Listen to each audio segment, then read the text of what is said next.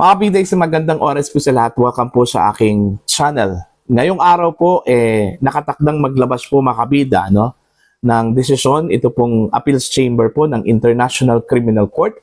Patungkol ho doon sa hiniling na interim release po ng kampo ni dating Pangulong Rodrigo Roa Duterte, mga kabida. No? Matapos pong ibasura ito ng pre-trial chamber ng ICC dahil ho sa mga grounds like ang dating Pangulo daw ay isang flight risk, mga kabida, no?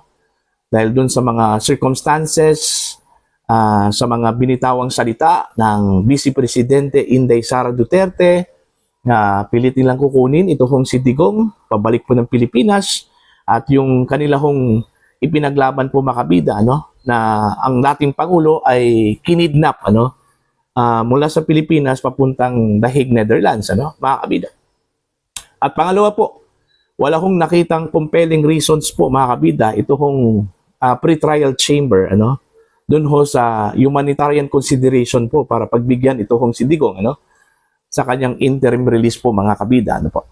At since today po, ang nakatakdang paglabas po ng kanilang desisyon, ng appeals chamber, ni-waive po ng dating Pangulo po, mga kabida, yung kanyang appearance. Ibig sabihin, hindi po natin makikita ang dating Pangulo sa harap mismo ng mga judges, mga kabida. Katulad dun ho sa kanyang unang appearance dyan po sa International Criminal Court. At ang mangyayari lang po, the former president to be represented by Attorney Nicholas Kaufman dun ho sa reading po ng decision ng appeals chamber, mga kabida. Eto, babasahin ko lang po ito pong article mula sa GMA News Online. Ang sabi po dito, Duterte waives right to be present at ICC ruling on his interim release appeal. Ayan. Eto, former President Rodrigo Duterte has waived his right to be present during the reading of the judgment on his appeal on the International Criminal Court's earlier rejection of his bid for interim release. The ICC Appeals Chamber is scheduled to read its ruling on Duterte's appeal in open court on Friday, November 28 at 10:30 a.m. meaning 5:20 p.m. po dito ho sa Pilipinas. So mamayang hapon po ito mga kabida. According to the notification dated November 27 filed by Duterte's legal counsel, Nicholas Kaufman, the defense placed on record Duterte's signed waiver of his right to be present during the reading of the judgment on the defense appeal in open court. Ayan. So, yun po.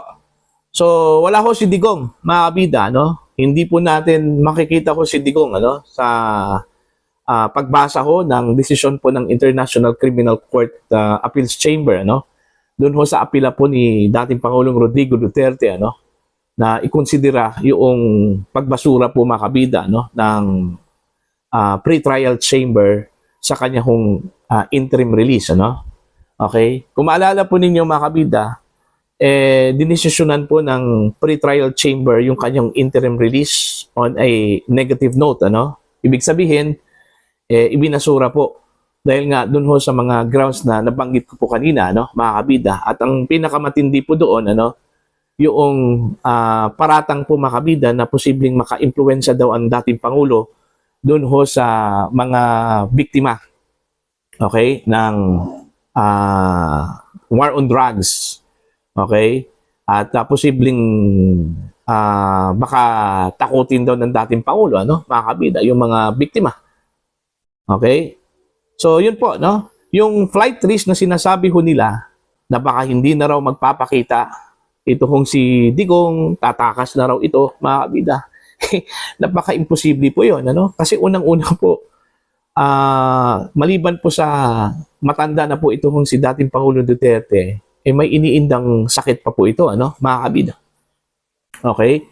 Kaya nga, itong promulgation po doon ho sa kanyang interim release ng appeals chamber, marami hong nagdududa ho dito na posibleng hindi ho pagbibigyan ito hong si Digong, mga kabida, dahil iba na kasi yung ICC po ngayon. Kung ikukumpara po natin noon, mga kabida, no? Ang perception kasi ngayon na highly politicized na raw ito pong International Criminal Court, kaya nagalit yung Amerika sa kanila, no, mga kabida.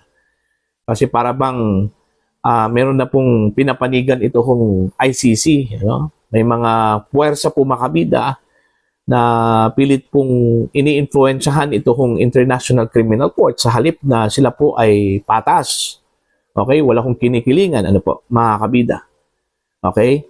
Now, hindi po natin inaasahan na pagbibigyan ito hong si Digong. Kasi malinaw naman po dun ho sa takbo po ng kanilang mga decisions, mga kabida. Okay? Maraming beses na po na ibinasura yung mga apila at hiling po ng depensa. Isang instance lang po na pinagbigyan ng korte ito hong depensa. Okay? Ito hong pagpapaliban po, mga kabida, indefinitely, yung confirmation po sa kasong crimes against humanity po sa dating Pangulong Rodrigo Roa Duterte, mga kabida, and the rest wala negative na po yung epekto decision po ng korte, mga kabida. Hindi po natin inaasahan na makakalabas po si Digong as earlier as possible. Okay, ang pinaka worst dito na si Digong po ay makakalabas ito, mga kabida, pag tapos na po yung kaso. Yung pinaka-worst na scenario, mga kabida. Kasi po parang napabasa na po, mga kabida, yung galaw po ng International Criminal Court na hindi ho talaga pabor dito ho kay Digong, mga kabida. At ang matinding impression po ngayon, versus ICC po, mga kabida, pilit daw nilang ginagawa yung kanilang korte na relevant. Okay? Dahil ito na lang daw yung natirang kaso, itong kaso po ni dating Pangulong Duterte, ang natira po, mga kabida, na kanila hong nililitis po ngayon. Okay? At wala na pong iba. So, since ito na lang po ang natira, okay, according to some reports, pinipilit pong magiging relevant ito hong ICC as of now. Okay? Kaya nga, dahil sa mga insinuations po, mga kabida, na bias ito pong International Criminal Court, parang ginagawang sacrificial lamb po itong si Digong para lang po, mga kabida, maging relevant pa rin ito pong ICC. At syempre, pag relevant ka, yung suporta mula sa mga treaty members, magpapatuloy po, mga kabida. Diba? Ito ngang ginawa po ng US sa kanila, yung sanctions, hindi lang doon ho sa mga judges, pati yung mga prosecutors, malaking impact na po yun, mga kabida, Alright? Kumbaga, ang bloodline po ng ICC ngayon is ito pong mga bansang naniniwala pa rin sa kanila. I think mga nasa 100 plus ata yun, mga kabida, na mga bansa ang pumerma doon ho sa treaty, mga kabida, na nag-bind dito ho sa International Criminal Court. Alright? So, abangan po natin to kasi napakahalaga ito hong decision po ng International Criminal Court Appeals Chamber po, mga kabida, sa kaso ho ni Digong, sa kanyang kapalaran na makalabas pansamantala, mga kabida, dahil ho sa kanyang iniindang sakit, sa kanyang pagiging ulyanin, at of course, yung age po niya, isa din sa mga factors din yun, mga kabida. Itong mga sinasabi kong grounds, mga kabida, ito yung mga ipinaglalaban po ng depensa, na dapat ikonsidera po ng korte, okay, para bigyan po ng pansamantalang kalayaan ito hong si dating Pangulong Duterte, mga kabida, while the case is going on, okay, yung bantang tatakas po ang dating Pangulo, imposible po yon. Malayo po yun sa katotohanan po, mga kabida. Okay? Yun yung iginigiit po ng depensa na hindi po flight risk ang dating Pangulo. Okay? Kaya nga, meron ngang bansa na gusto kong kupkupin ito hong si dating Pangulong Duterte, mga kabida. Kaso lang po, kahit ilang bansa pa yan, na meron pong pagnanais na kupkupin ang dating Pangulo, kung ang korte mismo, ang ICC mismo, magdidesisyon on a negative note, mga kabida, no? Eh wala pa rin. Kasi po, ang desisyon po ng korte ang pinakamahalaga doon, ano, mga kabida. Okay? Wala hong problema sa bansa na pwede hong tumanggap kay Digong. Okay? Meron na po, as announced by Vice President Sara Duterte, mga kabida, no? Okay? Ito lang talaga, no? Itong desisyon po ng Appeals Chamber. At yun yung pinaka-crucial mamayang hapon po, mga kabida, no? So ito hong magiging desisyon po ng ICC, mga kabida, mamayang hapon, napaka-crucial ito, ano? Doon ho sa kapalaran po ni dating Pangulong Rodrigo Duterte, ano, para po pansamantalang makalabas, mga kabida. Okay? Sana ikonsidera po nila yung mga grounds na inilatag po ng depensa, ano, mga kabida, para ho sa kanyang pansamantalang paglaya, ano? Okay? Yung issue din ng baka takutin ng dating Pangulo, yung mga witnesses, ano, mga pamilya po ng biktima, malabo din yon, mga kabida, ano? Malabo din yon.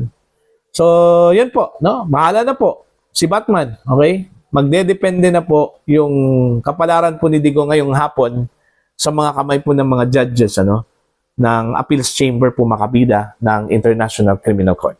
Para po sa inyong opinion at pananaw, please comment down. Sa mga hindi pa po subscriber sa channel, please subscribe. Just click the subscribe button, click the notification bell, click all para updated po kayong mga kabida sa aking mga uploads. Maraming salamat po sa inyo lahat.